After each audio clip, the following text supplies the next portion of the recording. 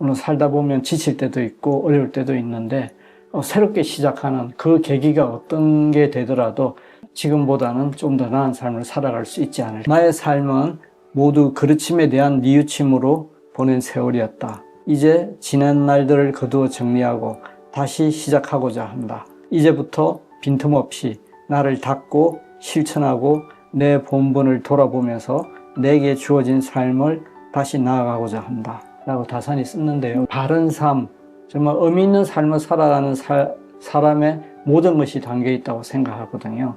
지나간 삶에 대해서 자기의 부족했던 점이나 어떤 자기 인생을 가치 있고 의미 있게 만들어 나가는 그 사람이 바로 배워야 할 그런 거라고 생각을 했어요. 특히 이제 제가 저한테 돌아보면서 살아온 날들이 안타까운 일도 많았지만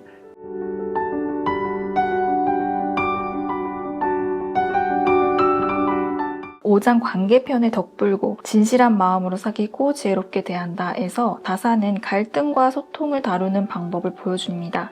여기서 절대 가까이에서는 안 되는 사람을 말하며 어떤 사람과 함께하고 싶은가라는 질문을 던지기도 하셨습니다. 스스로를 천시하고 비루하게 만드는 사람은 비통함을 자초한다고 말씀하셨는데요. 작가님이 생각하시는 절대 가까이에서는 안 되는 사람을 말씀해 주신다면요? 공자는 자신보다 못한 사람을 사귀지 말라라고 했거든요. 많은 사람들이 그 무불여 기자라는 성어인데 그걸 가지고 좀 이렇게 비난을 했어요. 기회주의적이고 자기보다 못하면 이익이 되는 사람만 사귀어야 되냐 그렇게 비난했던 걸 제가 본 적이 있거든요. 근데 사실 공자가 했던 말은 나보다 못한 사람이라는 게 나보다 뭐 능력이나 이런 게 재산이나 이런 게 아니면 어릴 때 나보다 공부 잘 못하는 친구 뭐 이런 뜻이 아니라 사실은 같은 길을 가지 못하는 사람, 어떻게 보면 도를 향해서 간다는 길은 굉장히 어려운 길이기 때문에 그 길을 갈 때 정말 나에게 힘이 되는 서로 의지할 수 있는 그런 친구를 사귀어야 된다. 사실은 이야기했던 거거든요. 맹자도 사실은 그 친구 사이에는 절대로 사이에는 뭘 끼우지 마라. 그러니까 건세 있는 부모도 끼우지 말고 힘 있는 형도 끼우지 말고 재산도 끼우지 말고 아무것도 없이 순수하게 같은 도를 추구하고 같은 덕을 쌓는 그런 사람과 친구를 해라 이렇게 이야기했어요. 다산도 사실은 같은 뜻이었어요. 사람의 도리, 사람의 근본이 되어 있지 않는 사람을 자기 자식들한테 이야기를 했던 건데 그 자기에게 아무리 잘해주고 눈앞에서 그냥 살살 이렇게 비위를 맞춰주고 뭐 정말 이렇게 도움도 주고 하는 것 같지만 언젠가는 시간이 지나면 결국 배신을 할 거다. 그러니까 절대로 사람의 도리, 근본이 안 돼 있는 사람하고는 사귀지 말라고 그랬거든요. 어떤 사람은 사귀지 마라 하고 고전의 이야기들이 많이 있어요. 논어에도 실려 있고요. 쇼펜하우어 맞죠? 네. 네. 친구를 사귀지 말라고 했잖아요. 친구가 필요 없다고. 네. 옛날 실학자 중에 이등무라는 사람이 자기 시에서 나의 친구는 나다 하고 이제 오아라고 해가지고 내 친구는 나다 해서 오히려 나만이 진정한 나의 친구고 다른 친구들은 그야말로 뭐 하나만 있으면 되거나 자기 혼자만의 내가 혼자 있는 시간에는 내 친구는 나다 하고 이야기하고 그러면 사실은 친구 아무도 없는 거잖아요. 거의 비슷한 시기에 이등무가 그렇게 이야기하기도 했는데 친구가 뭐 필요 없다 이런 주의는 아니고요. 사실 아내가 아프면서부터 모든 모임이 제가 끊어졌거든요. 아내는 두고 나갈 수가 없더라고요. 처음에는 이렇게 연락도 오고 왜 안 나왔냐고 그러고 뭐 이렇게 하지만 나중에는 서서히 이제 멀어지더라고요. 경조사가 있거나 하면 그건 송금해서 이제 이렇게 하지만 만나서 이렇게 대하지 않으니까 친구들이 이제 점차 사라지더라고요. 저는 환경이 그렇게 됐지만 그렇게 친구를 만나서 한다는 게 친구란 의미가 과연 만나서 술 마시고 만나서 뭐 이렇게 젊었을 때는 위로도 되고 하지만 나이 들어서 특별히 술 마시고 뭐 이렇게 하다 보면 추한 모습을 보일 때도 있고 하기 때문에 상황이 어쩔 수 없이 이렇게 친구가 얻게 됐지만 친구의 어떤 필요에 대해서 좀 그렇게 친구가 정말 꼭 있어야 된다 하는 그런 건 아니고요. 친구에 대해서는 굉장히 고전에서도 좋은 친구는 있어야 된다고 이야기하잖아요. 친구는 또 하나의 나라고 하는 말도 있고, 친구는 또 다른 손이다. 또 하나의 나가 있고 또 다른 손이 있으면 얼마나 세상을 살아가는데 힘이 될까요? 그렇게 해서 그런 친구가 있으면 좋겠지만, 친구가 이렇게 형편이 안 되면 그런 친구가 남지 않더라고요. 친구라는 의미가, 친구의 존재가 별로 그랬구나 하고 이렇게 하기보다는 내가 너무 부족했기 때문에 그런 친구가 형편에 따라서 나 역시도 이익으로 따지고 뭐 이렇게 했기 때문에 친구가 남지 않았을까, 남지 않는 게 아닐까 하고 반성을 해봅니다. 6장 세상편의 선기소축, 베품과 가르침으로써 널리 사람을 이롭게 한다. 다사는 만들고 싶은 세상에 대해서 이야기합니다. 특히 정치인과 부모의 역할, 선행에 대해서 말하고 있는데요. 세상에 유행하는 속된 글은 그 나라의 품격을 말해준다고 했던 다산의 말처럼 작가님이 생각하시기에 더 좋은 세상을 만들고 싶다면 우리가 해야 할 것을 말씀해 주실 수 있을까요? 다산의 때와는 지금은 다르죠. 어떤 인식도 다르고 상황도 다르고 문화도 너무 많이 바뀌었잖아요. 제가 처음 직장 생활 할 때 비교하면 지금은 완전히 세상이 그냥 완전히 뒤집어진 거라고 해도 과언이 아닐 정도로 많이 바뀌고 5년 전, 10년 전하고도 지금 다른 세상 우리가 살고 있잖아요.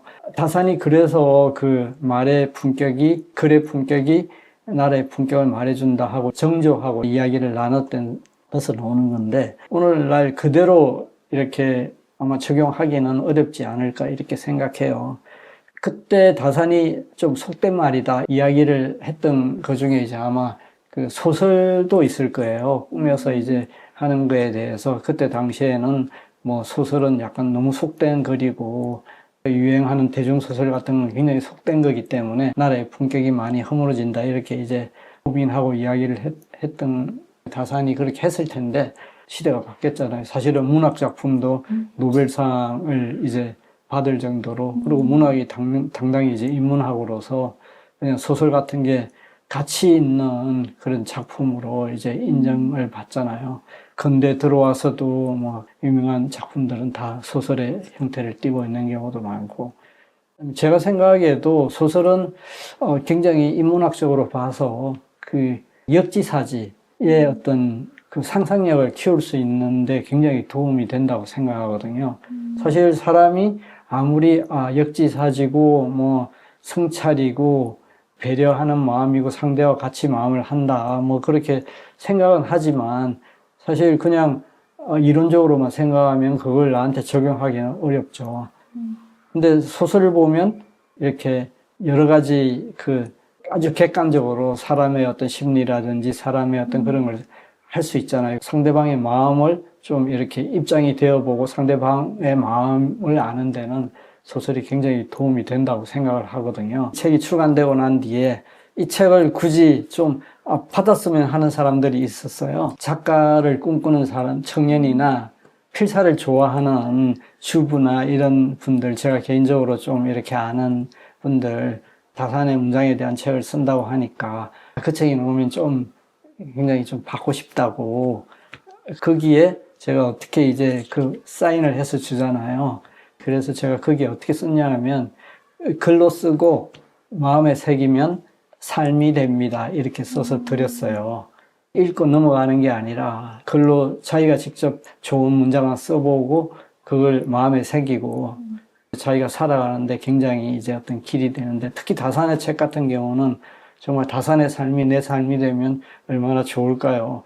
그런 걸 권해드리고 좀 더 우리가 이제 품격 있게 이렇게 살기 위해서는 그 글을 쓰는 사람들이 자기 책을 쓰는 사람들이 많아졌으면 좋겠다 하고 제가 느끼거든요. 항상 그 생각을 그렇게 하고 있어요. 많은 사람들이 저한테 이제 제 책들이 뭐 이렇게 베스트셀러가 되고 뭐 이럴 때 쓰면 잘 쓸 수 있느냐고 하고 이제 묻는 분들이 계셨어요. 제가 그분들한테 대답해 주기는 아무 말 대잔치라고 아느냐고 물어보거든요. 아무 말 대잔치 유행이니까 안다고 그러면 아무 글 대잔치를 하라고 그냥 나오는 대로 그냥 쓰고 난 뒤에 그거를 객관적으로 볼 수 있기 때문에 다시 고치고 다듬고 하면 거기서 좋은 글이 나오니까 그렇게 해서 글 쓰는 습관이나 글 쓰는 그 버릇부터 기르면 그 다음에 글을 쓸 수 있는 그런 사람이 될 수 있다고 하고 이야기를 해줬어요. 그래서 글 쓰는 사람이 좀 그렇게 해서 많아지면 좋을 것 같습니다. 작가님은 이 책에서 삶을 바로 세우고 나아가게 해주는 죽비와 같은 글을 만날 수 있을 것이다 라고 하셨습니다. 책 속 문장 중에서 독자들이 단순히 읽는 데 그치지 않고 마음에 새겨 진짜 내 것으로 만들 수 있는 문장, 혹은 오늘의 독자들에게 다산의 문장 하나만 추천해 주신다면 어떤 부분일까요? 책을 이렇게 읽어보시면 그 중에서 아마 열이면 다른 글들을, 다른 문장을, 이것이 내 문장이다 하고 선택하실 것 같아요. 그만큼 다산의 글은 어떤 글을 선택하더라도 그 글이 내 삶에 도움이 되고 삶을 바로 세우는 그런 글이 될 수 있을 텐데, 사람마다 다르다는 걸 분명히 전제를 하고요. 예수님은 자참묘지명에 있는 글이에요. 그 마지막 부분에 이렇게 돼 있거든요. 제가 좀 읽겠습니다. 나의 삶은 모두 그르침에 대한 뉘우침으로 보낸 세월이었다. 이제 지난 날들을 거두어 정리하고 다시 시작하고자 한다. 이제부터 빈틈없이 나를 닫고 실천하고 내 본분을 돌아보면서 내게 주어진 삶을 다시 나아가고자 한다. 라고 다산이 썼는데요. 바른 삶, 정말 의미 있는 삶을 살아가는 사람의 모든 것이 담겨 있다고 생각하거든요. 지나간 삶에 대해서 자기의 부족했던 점이나 어떤 자기 인생을 가치 있고 의미 있게 만들어 나가는 그 사람이 바로 배워야 할 그런 거라고 생각을 했어요. 특히 이제 제가 저한테 돌아보면서 살아온 날들이 안타까운 일도 많았지만 뭔가 어느 계기에 정말 새롭게 시작하는 그런 계기를 삼고 또 그때부터는 더 바르고 분별 있고 올바른 삶을 이렇게 살아갈 수 있는 각오를 한다는 거, 그게 참 좋았거든요. 누구든지 간에 물론 살다 보면 지칠 때도 있고 어려울 때도 있는데 새롭게 시작하는 그 계기가 어떤 게 되더라도 새롭게 시작하는 그런 계기로 삼아서 시작할 수 있다면 앞으로의 삶은 그래도 지금보다는 좀 더 나은 삶을 살아갈 수 있지 않을까 이렇게 생각합니다. 작가님께서 이 책의 독자들에게 전하고 싶으신 말씀 부탁드리겠습니다. 다산의 책은 사실은 꼭 제 책이 아니라 어느 책이든지 일단 먼저 읽어야겠죠. 먼저 읽고 그 다음에는 쓰고 그 다음에는 마음에 새기고 그 다음에 그 새긴 마음으로 이렇게 삶을 살아간다면 다산과 같은 그런 위대한 삶은 살지 못해도 다산을 닮아가려고 노력하는 그러한 삶은 살 수 있을 거라고 생각합니다.